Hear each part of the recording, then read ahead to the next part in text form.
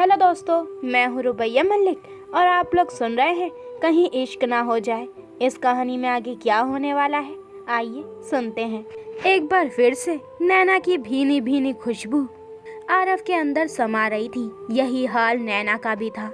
वो भी आरव की करीबी से बेचैन हो रही थी। गिरने के डर की वजह से उसकी सांसें तेज चल रही थी। वंश एकदम से कहता है, yippee! सुपर हीरो ने बचा लिया। सुपर हीरो ने मेरी मम्मा को बचा लिया। उसकी आवाज़ से दोनों होश में आते हैं और तुरंत एक दूसरे से दूर हो जाते हैं। दोनों की नज़र एक साथ उन पैसों पर पड़ती है जो कि अब पैसे नहीं लग रहे थे, भीगे हुए कागज के टुकड़े लग रहे थे जिनका अब कोई वजूद नहीं रह गया था। ठीक उसी वक्त मोहिनी वापस आती है और गंदा फर्श और पैसों को देखकर कहती है, अरे दीदी, ये सारे पैसे। नैना आरव की तरफ देखते हुए कहती है, तुम्हारे काम आते हैं तो तुम रख लो, मेरे तो अब किसी काम के नहीं। और वंश को ऊपर ले जाओ। वंश ऊपर जाते हुए कहता है, बाय सुपर हीरो। नैना आरव की तरफ देखकर कहती है, सो आज तुम कोई काम करोगे या नहीं? पहले तो ऑफिस में सो गए, कल की मीटिंग की कोई तैयारी करनी है या नहीं? नैना आगे बढ़ते हुए कहती है, अब चलो ऑफिस। आरव उसके पीछे चलते हुए कहता है, कुछ ज्यादा ही खड़ूस नहीं हो गई हो तुम? नैना पीछे मुड़कर घूर कर आरव की तरफ देखते हुए कहती है, तुमसे तो कम ही हूँ। कुछ ही देर में उनकी गाड़ी ऑफिस की तरफ बढ़ने लगती है। उधर पलक और विवान एक रेस्टोरेंट में थे और अपने खाने का वेट कर रहे थे। पलक अपनी टेबल के दूसरी तरफ बैठे एक कपल को देख रही थी और उसके होठों पर स्माइल थी। विवान नजरों से उसकी नजरों का पीछा करते हुए कहता है, क्या देख रही हो? पलक एकदम से कहती है, देख रही हूँ, जब हम कॉलेज में थे तो हम भी ऐसे ही बैठा करते थे, है ना? बोलते बोलते उसकी नज़र विवान पर जाती है जिसके चेहरे पर गंभीरता थी। पलक एकदम से चुप हो जाती है और अपनी नज़रें नीची कर लेती है। विवान को उसके चेहरे पर उदासी अच्छी नहीं लगती। वो एकदम से उसके हाथ पर अपना हाथ रखते हुए कहता है, हाँ, तुम कितनी नकचड़ी थी। अरे थी क्या, अब भी हो। पलक के चेहरे पर बड़ी वाली स्माइल आ जाती है और दूसरी तरफ नैना की गाड़ी ऑफिस की तरफ बढ़ रही थी। इस बार वो ड्राइवर को अपने साथ नहीं लाई थी, वो गाड़ी खुद ही चला रही थी और आरव उसके साइड में बैठा था। लंच टाइम हो गया था, पर ना तो आरव ने कुछ खाया था और ना ही नैना ने। दोनों ही चुप थे। जिस सुहाना ने दोनों को दूर करने का प्लान बनाया था, उसी के प्लान की वजह से आज दोनों साथ थे। नैना कहती है, मुझे कल की मीटिंग में कोई लापरवाही नहीं चाहिए। नींद पूरी हो गई हो तो थोड़ा काम पे भी ध्यान दे लो। आरव कहता है, वैसे तुम्हें भूख लगती है या बस काम से ही पेट भर लेती हो? नैना कहती है, तुम्हें भूख लगी है? आरव कहता है, अब इंसान हूँ, जाहिर सी बात है भूख तो लगेगी ही। नैना कहती है, ज़्यादा बनने की ज़रूरत नहीं है, घर पर नहीं बोल सकते थे कि भूख लगी है? आरव कहता है, तुम बोलने ही कहाँ देती हो, बस मौका मिला नहीं राशन पानी लेकर चढ़ जाती हो मुझ पर, हाँ नहीं तो। नैना घूर कर उसकी तरफ देखती है। आरव कहता है, बस ये आंखों से ही डराती ही रहना, मुझ गरीब को कुछ खिलाना मत। नैना सामने देखते हुए कहती है, कुछ ज़्यादा ही नौटंकी नहीं हो गए हो तुम? आरव भी सामने देखते हुए कहता है, तुमसे तो कम ही हूँ। इसके बाद दोनों ही खामोश हो जाते हैं। दूसरी तरफ आज ऑफिस में कोई भी बॉस नहीं था और इस बात का फ़ायदा एम्प्लॉय उठा रहे थे। सुहाना अभी भी सोच सोच कर मरी जा रही थी कि आरव अभी तक आया क्यों नहीं, कहीं वो नैना के साथ तो नहीं। वो यही सब सोच रही थी कि उसकी दो सहेलियां उसके पास आकर कहती है, चल ना सुहाना, आज लंच के लिए चलते हैं। सुहाना कहती है, मेरा मूड नहीं है, तुम लोग जाओ। उसकी सहेली कहती है, क्या यार, तेरा हर बार का यही ड्रामा हो गया है, कहीं जाने को बोलो हमेशा मना कर देती है। अरे भाई, दोस्त है हम तेरे, कभी तो हमारी बात मान लिया कर। सुहाना अपना मूड सही करते हुए कहती है, सॉरी यार, मैं बस थोड़ी सी परेशान थी, चलो चलते हैं। वो तीनों भी निकल जाते हैं। दूसरी तरफ नैना एक रेस्टोरेंट के सामने गाड़ी रोकते हुए कहती है, अंदर चलो। आरव इधर उधर देखते हुए कहता है, हम यहाँ क्यों आए हैं? नैना गाड़ी में से उतरते हुए कहती है, तुम्हारे खराब दिमाग का इलाज करवाने। अरे रेस्टोरेंट के सामने गाड़ी रोकी है, जाहिर सी बात है कि खाना खाने ही आए हैं ना। ये कहकर वो गाड़ी में से उतर जाती है। आरव भी गाड़ी में से उतरता है और नैना के साथ कदम से कदम मिलाते हुए कहता है, वैसे इलाज की तुम्हें ज़रूरत है, दिमाग तुम्हारा खराब हो गया है। नैना धीरे से कहती है, चुप रहो। इत्तेफाक ये था कि जिस होटल में पलक और विवान थे उसी में आरव और नैना आ गए थे। और तो और सुहाना भी अपनी सहेलियों के साथ यहीं आ रही थी। पलक और विवान का खाना आ गया था।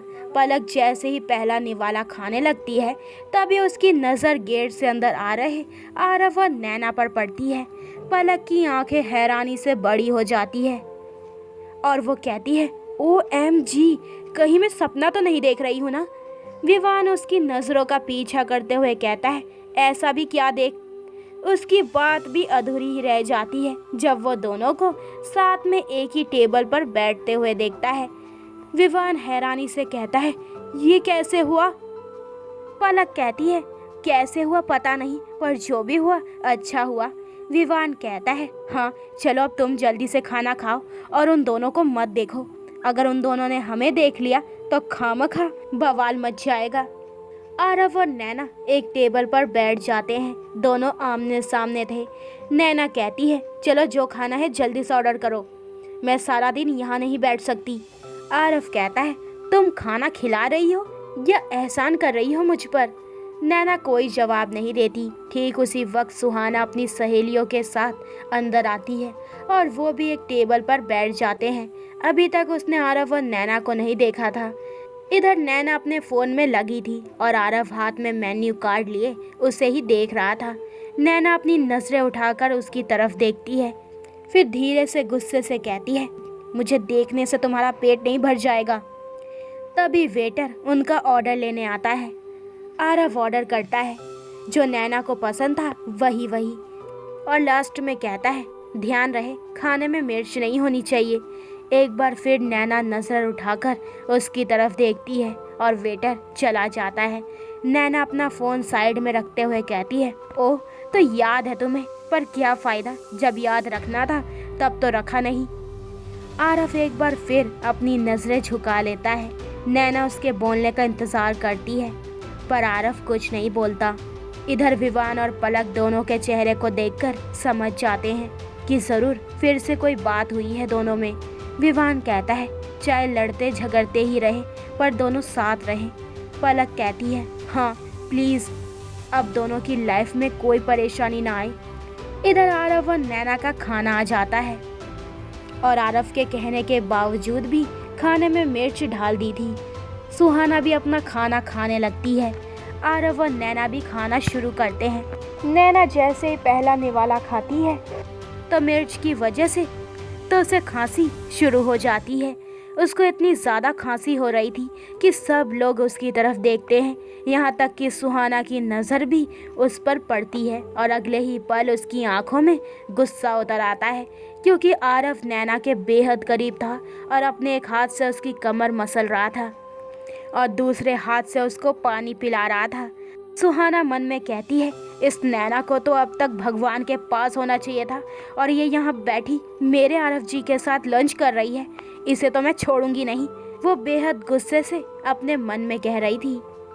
आरव अब भी नैना के बेहद करीब था। वेटर भागा भागा उसके पास आता है और कहता है, एनी प्रॉब्लम सर।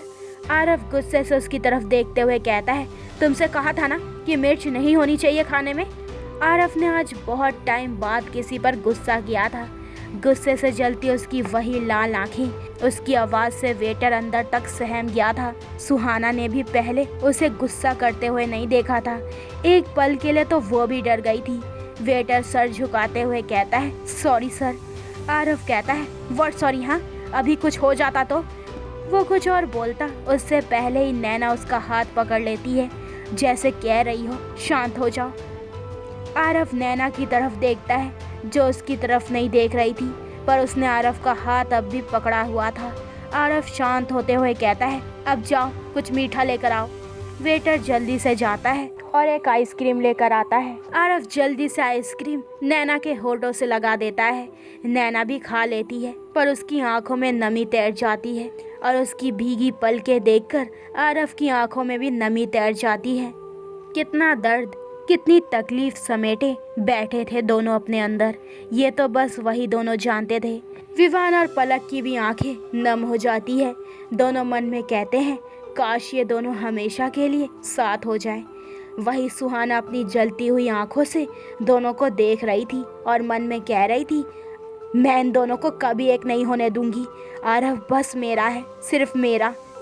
उसके बाद नैना वहाँ से खड़े होते हुए कहती है मुझे नहीं खाना अब। उसके लिए वहाँ रुकना मुश्किल हो गया था।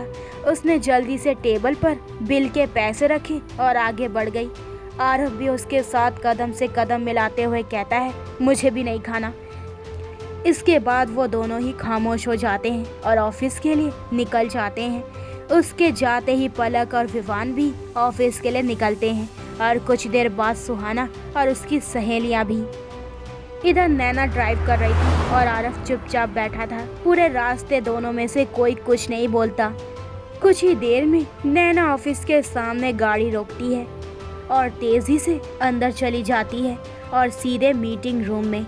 आरव भी उसके पीछे जाता है।